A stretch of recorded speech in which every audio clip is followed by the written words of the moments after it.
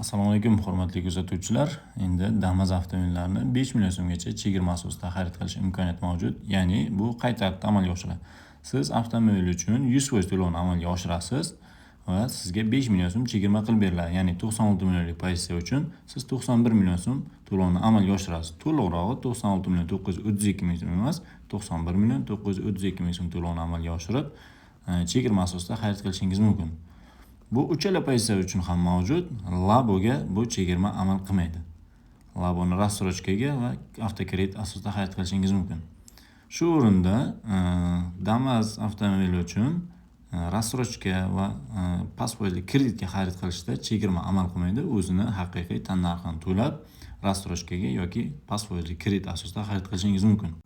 Hozir video davomida rassrochkaga xarid qilish tartibi, past-foizli avtokreditga xarid qilish tartibi va chegirma asosida xarid qilish tartibini batafsil tushuntirib o'taman.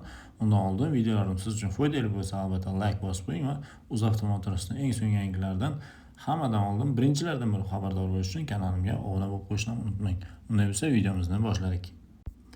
Hozirda barcha avtosalonda Damas avtomobili uchun shartnomalar mavjud. Bir kun o'zida rasmiylashtirib olib ketishingiz mumkin. Laboga ham shartnoma mavjud, faqat ozroq kutish bo'ladi. Bir haftagacha, balki undan oldinroq ham keltirib berishlari mumkin.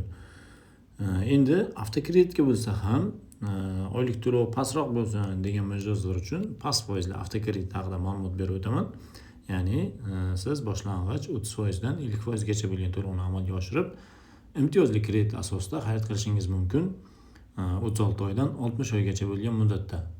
Hozir grafik asosida batafsil tushuntirib beraman. 30% grafikdan boshlasak, birinchi 30% boshlang'ich to'lovni amalga oshirasiz, ya'ni 29 million so'm 36 oy muddatga beriladi. Oylik to'lovi 2 million 319 ming so'mdan to'g'ri keladi. Yillik foiz stavkasi 14% dan bo'ladi. Umumiy 3 yil davomida sizga avtomobil tan narxiga 15 million so'm qo'shimcha to'lov foiz qo'shiladi. Endi 50%lik boshlang'ich to'lov, ya'ni 48 million so'm to'lovni oldin amalga oshirasiz. Bu yillik foiz stavkasi 10% bilan beriladi 36 oy muddatga. Oylik to'lovi 1 million 563 ming so'mdan to'g'ri keladi. Umumiy foiz bu yerda 7 million 820 ming so'm qo'shiladi avtomobil tan narxiga.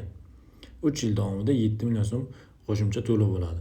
Endi 5 yillik grafikda tushuntirib bersam, siz boshlang'ich 30%, ya'ni 29 million so'm to'lovni oldin amalga oshirasiz.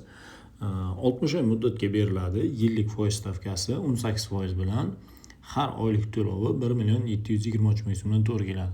Bunda umumiy 60 oy davomida avtomobilga foiz 35 million so'm foiz qo'shiladi avtomobil umumiy tan narxiga.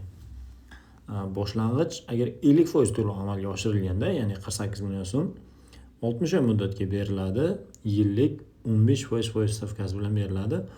Avtomobil tan narxiga umumiy 20 million so'm foiz qo'shiladi. Oylik to'lov esa 1 million 153 ming so'mdan to'g'ri keladi.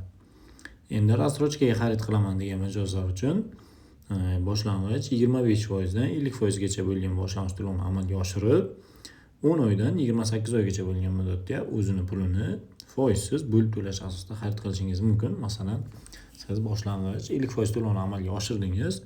28 oy muddatga beriladi. Oylik to'lovi 1 million 730 ming so'mdan to'g'ri keladi.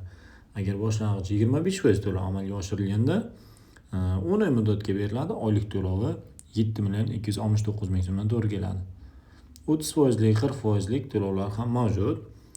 Kelib batafsil ma'lumot olishingiz mumkin. O'zingizni qiziqtirgan har qanday savollar bo'lgan bo'lsa, albatta izohlarga yozib qolding, batafsil javob beraman yoki bo'lmasa avtosalon nomerlarini yozib qoldiraman, bemalol aloqaga chiqib ma'lumot olishingiz mumkin.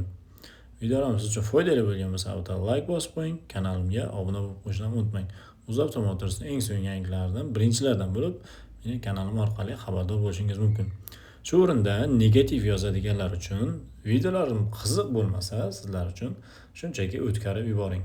Men oddiy sizlarga o'xshagan avtosalondagi yangiliklarni olib sizlarga yetkazishda davom etaman. Bu yangiliklarni men o'zim chiqarmayman. Avtosalondagi yangiliklarni shunchaki sizlarga yetkazib boraman. Qanday o'zgarish bo'layotganligini.